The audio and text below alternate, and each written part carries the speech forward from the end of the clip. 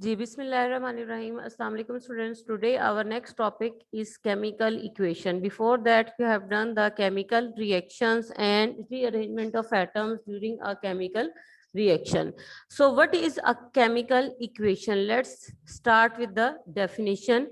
Here is the definition of chemical equation. ठीक है, chemical equation क्या है और उससे हमें क्या पता चलता है, हम क्यों केमिकल इक्वेशन जो है वो लिखते हैं। ठीक है, आप लोगों ने जैसे 7th में भी आप लोगों ने सिंबल्स और फॉर्मूलाज आप लोगों ने किए हैं। ठीक है, सिंबल जो हैं they are use to represents the elements. ठीक है, एलिमेंट्स का फुल नेम, पूरा नाम लिखने की बजाय हम लोग सिंबल्स यूज करते हैं और इस तरह से फिर अकॉर्डिंग टू देयर वैलेंसीज जो है वो केमिकल फॉर्मूलाज बनते हैं। अब केमिकल फार्मूला जो है बजाय इसके कि पूरे का पूरा उनका नाम जो है वो केमिकल फार्मूला का पूरा नाम यूज किया जाए, ठीक है, उसकी बजाय जो है वो उनको केमिकल फार्मूलाज से, कंपाउंड्स को केमिकल फार्मूलाज के साथ रिप्रेजेंट किया जाता है ताकि उसको केमिकल इक्वेशन को एक बैलेंस तरीके से एक प्रेजेंटेबल मैनर में उसको जो है वो लिखा जा सके।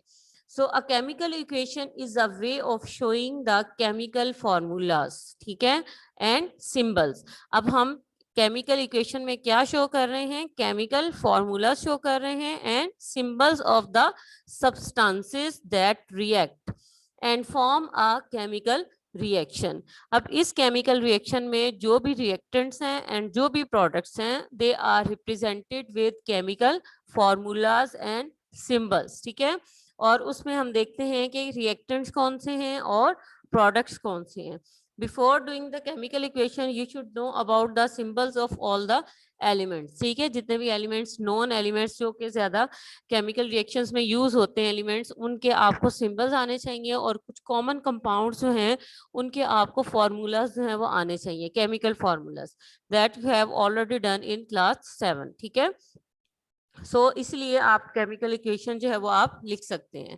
अ chemical equation is a way, definition mark कर लें आप इसकी।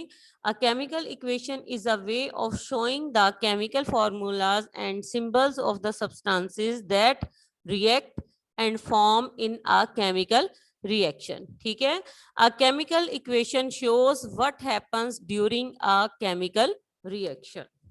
ये आपकी इसकी डेफिनेशन आ गई है। ठीक है, केमिकल इक्वेशन की यहाँ से आपकी सेकंड लाइन से लेकर थर्ड लाइन तक, यहाँ तक आपकी केमिकल इक्वेशन की डेफिनेशन है। So next you will write the representation.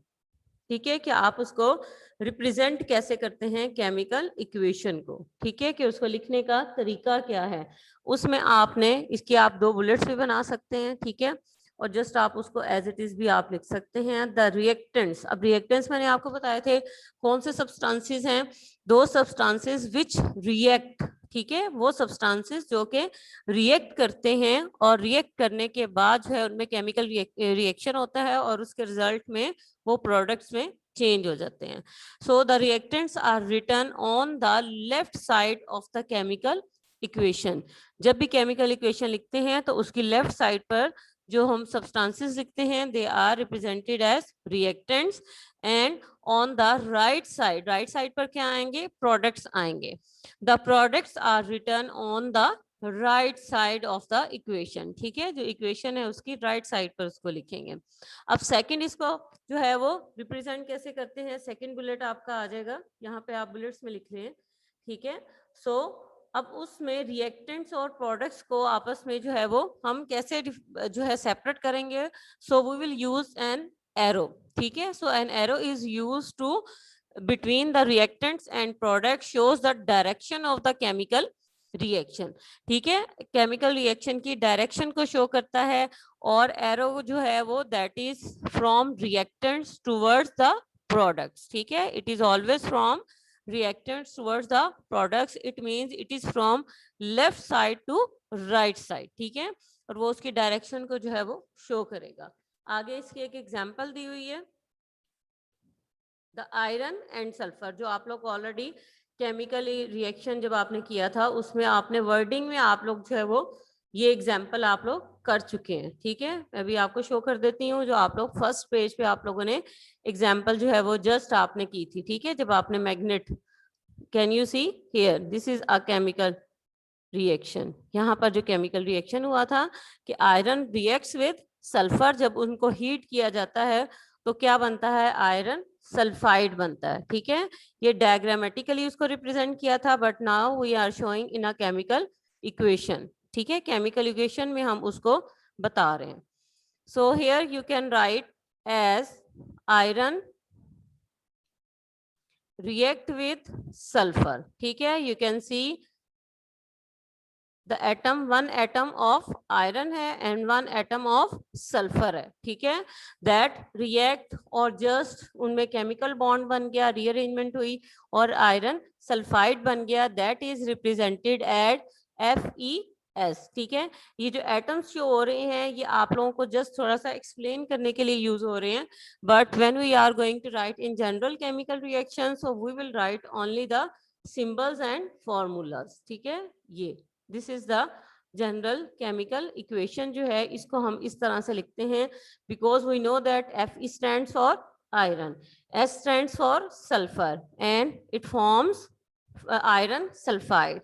Here iron and sulfur represents the reactants that are located on the left side of the equation. ठीक है, जो कि लेफ्ट साइड पर लिखे हुए हैं, दीज आर द रिएक्टेंट्स।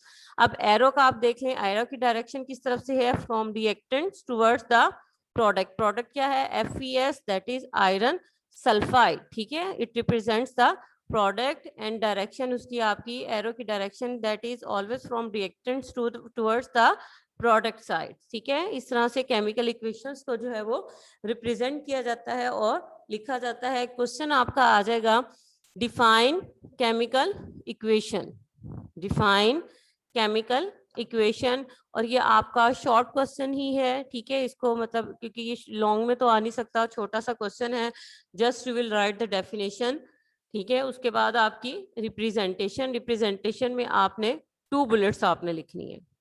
ठीक है, दीज आर द 2 बुलेट्स, और ये आपकी एक एग्जाम्पल साथ में आ गई। Define chemical equation with example. ठीक है, define chemical equation with example. Okay, is it clear to all of you? आपका शॉर्ट क्वेश्चन है, केमिकल इक्वेशन जो है वो आपका हो गया। उसके बाद आप लोगों ने इंशाल्लाह हम नेक्स्ट जो टॉपिक स्टार्ट करेंगे that is balancing of chemical equation.